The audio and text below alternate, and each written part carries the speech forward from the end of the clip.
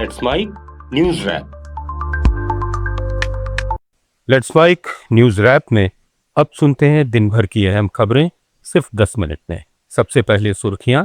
राहुल गांधी ने रखी 3 शर्तें, धर्मेंद्र प्रधान का इस्तीफा, पुलिस कर्मियों पर कार्रवाई और पीएम मोदी से सार्वजनिक माफी की मांग। कांग्रेस सांसद काले कपड़े पहनकर पहुंचे संसद, हंगामे के बीच दोनों सदन दिन भर के लिए स्थगित। और कॉकरोच लाठीचार्ज मामले में सुप्रीम कोर्ट का सुनवाई से इनकार, चीफ जस्टिस बोले हमारा समय बर्बाद ना करें। अब खबरें विस्तार से।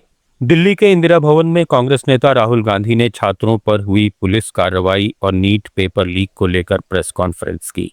उन्होंने प्रदर्शन के वीडियो और प्रेजेंटेशन दिखाते हुए आरोप लगाया कि सुरक्षा बलों ने छात्रों के साथ बर्बरता की। राहुल ने दावा किया कि उन्हें भी प्रदर्शन के दौरान घसीटा गया और मारपीट में चोट लगी, लेकिन धर्मेंद्र प्रधान को जाना होगा। उन्होंने कहा कि पिछले 10 साल में 152 से ज्यादा पेपर लीक हुए, जिससे 7.5 करोड़ छात्र प्रभावित हुए, लेकिन किसी दोषी को सजा नहीं मिली। राहुल गांधी ने 3 मांगे रखी। केंद्रीय शिक्षा मंत्री धर्मेंद्र प्रधान का इस्तीफा, छात्रों पर कार्रवाई करने वाले पुलिस कर्मियों पर कार्रवाई और प्रधानमंत्री नरेंद्र मोदी से छात्रों से सार्वजनिक माफी की मांग। One after the other. So this is a completely legitimate demand. Second demand, every single person who raised a finger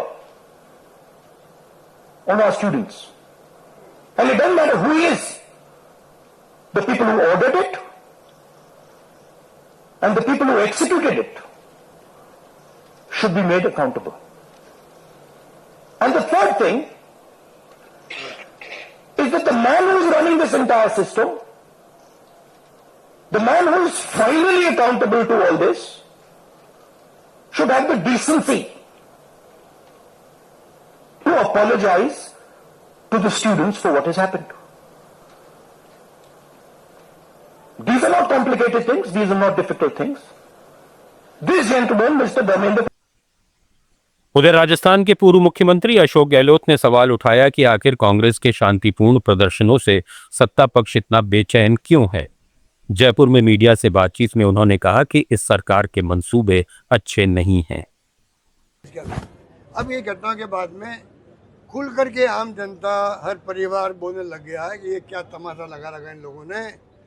अब मैं समझता हूँ कि अब ये जो है ये आक्रोश थमने वाला नहीं है, बल्कि बढ़ेगा, क्योंकि जनता समझ चुकी इन हरकतों को, इनके मंसूबों को। ये चाहते हैं परिश्रम भी हम करें।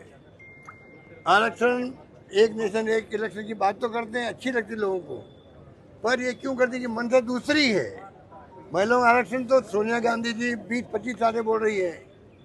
हमारी मंशा थी कि आरक्षण मिले, वो तो दे नहीं रहे हैं। अगर मंशा होती तो 542 सीटें जो अभी है उसमें एक तेज दे दीजिए। आप तो हम एमपी हैं या जो भी एमपी है, हमारी सीट हो जाएगी, महिला हो जाएगी।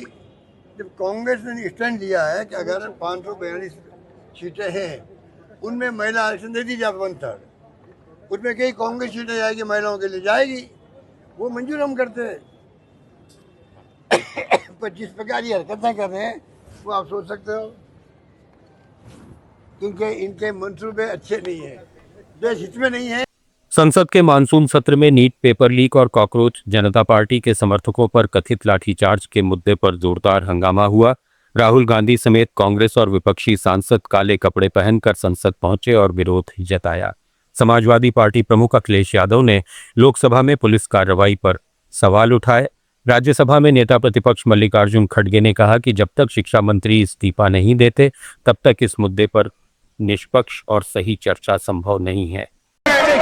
विद्यार्थी की ओर से और नीट एग्जामिनेशन के बारे में और रूल्स 267 के तहत यहाँ पर बहस करना चाहते हैं, उसके लिए अगर फेयर डिस्कशन होना है तो शिक्षा मंत्री पहले राजीनामा देना चाहिए। धन्यवाद। जब वो राजीनामा नहीं देंगे, निष्पक्षपात चर्चा यहाँ नहीं होगी। इसीलिए अगर निष्पक्षपात चर्चा होना तो मैं रिक्वेस्ट करता हूं गवर्नमेंट को वो रिजिग्नेशन दिलाए, चर्चा शुरू करे।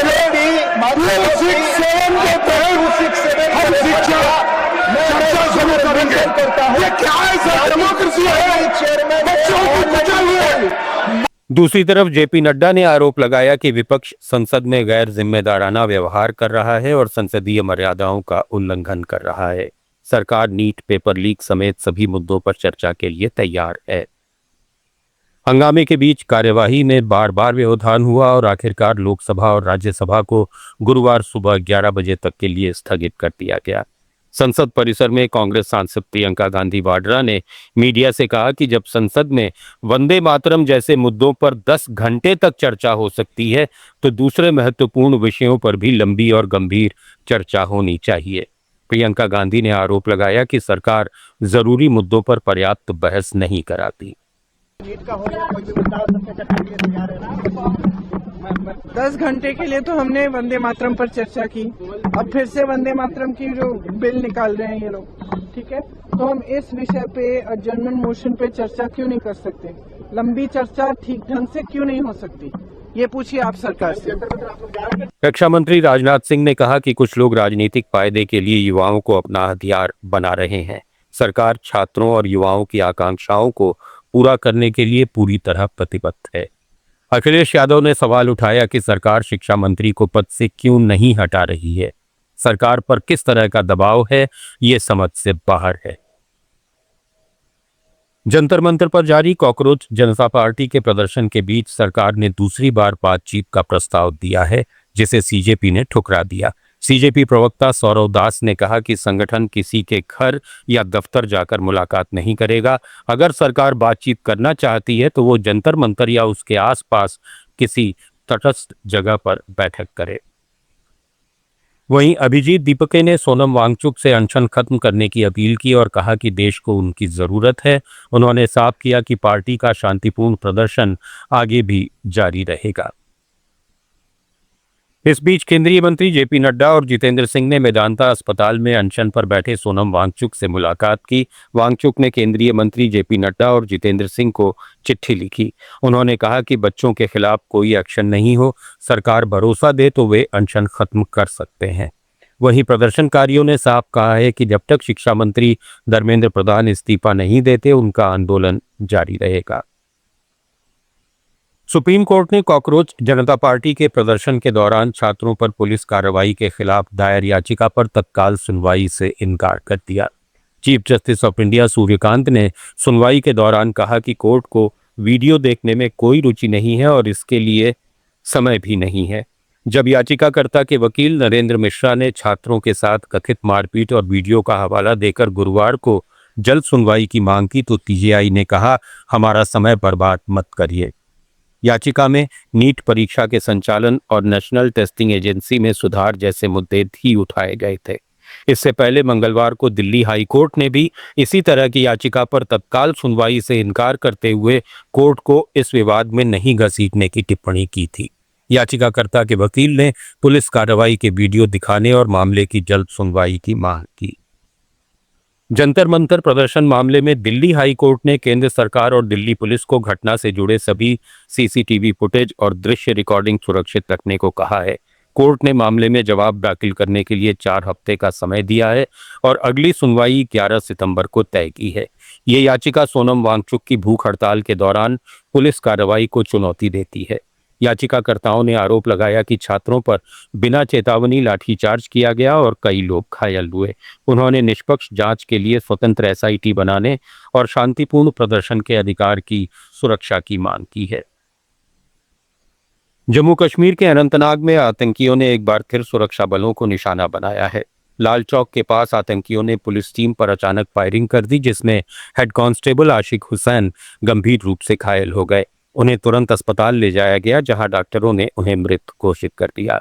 घटना के बाद पुलिस और पहला मिलिट्री फोर्स ने पूरे इलाके की घेराबंदी कर सर्च ऑपरेशन शुरू कर दिया है। हमलावरों की तलाश के लिए अतिरिक्त जवानों को तैनात किया गया है। सुरक्षा एजेंसियां हमले में शामिल आतंकियों की पहचान और उनकी गतिविधियों का पता लगाने में जुटी हैं। पहलगाम आतंकी हमले के बाद घाटी में ये बड़ा आतंकी हमला माना जा रहा है। न्यूज़ रैप में फिलहाल इतना ही। बने रहिए लेट्स माइक के साथ।